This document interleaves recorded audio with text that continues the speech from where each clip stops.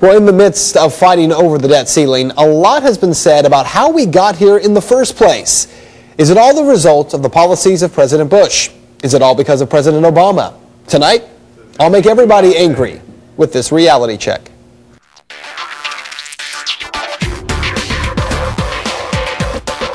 It may be the most partisan argument made over the debt ceiling. How did we get here? Supporters of President Obama say it was all because of President Bush. 2 unfunded wars, the Medicare Part D prescription drug plan, and the Bush-era tax cuts. But here are the facts. Number 1. When President Bush took office in 2000, the national debt was at $5.73 trillion. The CBO at the time anticipated $6 billion in surplus. So if nothing changed, we would have had no debt.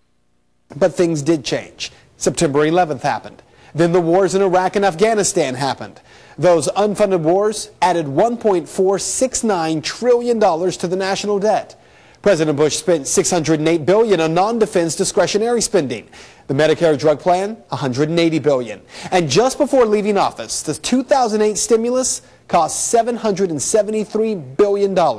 In all, President Bush, during 8 years in office, took us from $5.73 trillion in debt to a stunning $10.7 trillion. Number 2. One thing you've probably been hearing a lot is that the Bush tax cuts contributed by lowering the amount of revenue coming into the government. But that's not true. Take a look at this chart from the St. Louis Reserve. The blue line is government spending. The red line is revenue the government took in over the past 10 years. If you look at where the red line is when Bush comes into office, you see receipts were up. In 2001, around September 11th, that line drops pretty dramatically. But then look at 2003. That is when the Bush tax cuts fully went into effect. As you probably know, they stayed in effect for the next 7 years to be voted upon for renewal in 2010. But there is a dramatic increase in revenue during that period.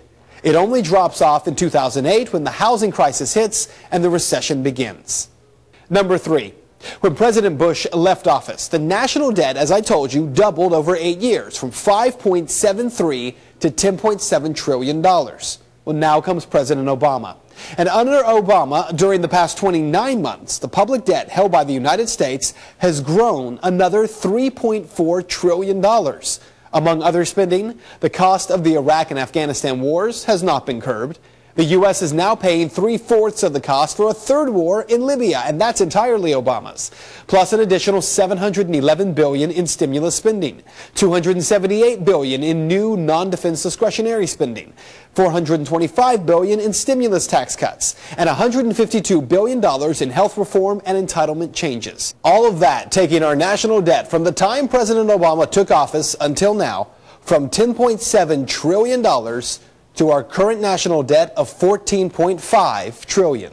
So here's what you need to know. The arguments are just not honest. How did we get here? It's pretty simple. For the past 13 years, lawmakers have spent far too much money, Republicans and Democrats, which is why regardless of what plan comes out of the House or the Senate, the U.S. credit rating is almost definitely going to be downgraded. Why?